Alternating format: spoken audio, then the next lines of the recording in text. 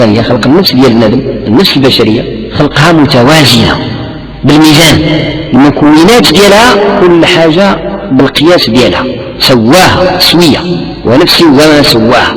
فبناء النفس وخلق النفس هو خلق كامل لا نقص فيه. صحيح النفس فيها ضعف، هذا معنى آخر، ولكن من حيث القابليات والإمكانات ديال الإنسان اللي أعطاه الله عز وجل هي إمكانات وقابليات للكمال، لأن خلق الله لا يكون إلا كاملا من حيث صناعة الخلق، أن الله تعالى خالق، والفعل ديال الله تعالى اللي هو الخلق لا يكون إلا كاملا، لأن الله عز وجل الأعمال دياله كلها سبحانه وتعالى كاملة.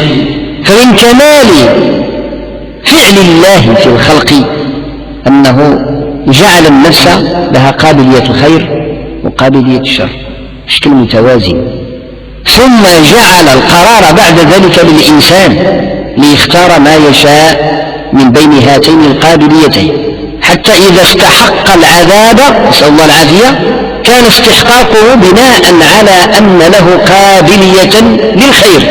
يعني الإنسان إذا اختار طريق الشر كيعذب الله عز وجل، علاش؟ لأنه أعطاه بنفس الميزان ديال القابلية للشر، أعطاه بنفس الميزان قابلية للخير. وكذلك من اللي كيختار طريق الخير كيعطيه الله الأجر العظيم، لأنه عنده إمكان ديال الشر، عنده إمكان يكون شرير وما بغاش يكون شرير، اختار يكون خير، فكيجازيه الله عز وجل على الاختيار دياله. وهذا من عجائب الصنع الإلهي والخلق الإلهي، أن النفس جات متوازنة، ونفس وما سواها سوية توازن، فألهمها فجورها وتقواها، يعني عندها قابلية، ممكن تكون فاجرة وممكن تكون خيرة وتقية. هذا كلام نقدم به لما نريده لأنفسنا، يعني احنا الغرض ديالنا شنو هو ما جاء بعد من قوله عز وجل قد أفلح من زكاها وقد خاب من دساها.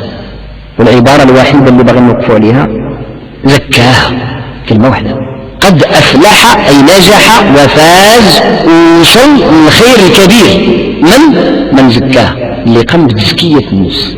فإذا الموضوع ديال الكلام ديالنا هو التزكية.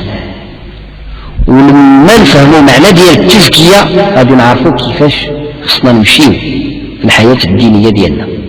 التزكية في العربية هي التنمية، شي حاجة اللي كتكبر ولكن انت كترعاها، بحال لما كترمي الزريعة في الفلاحة ديال النبات، أي نبات من زرع أو فاكهة أو غير ذلك من الأمور اللي عندها الزريعة ديالها، وتسقيها وتبدأ تنبتها وتبقى مقابلها بالرعاية بالسقاية بالتنقية، والتنقية من الحشائش الطفيلية، يعني ديك النباتات اللي كتاكل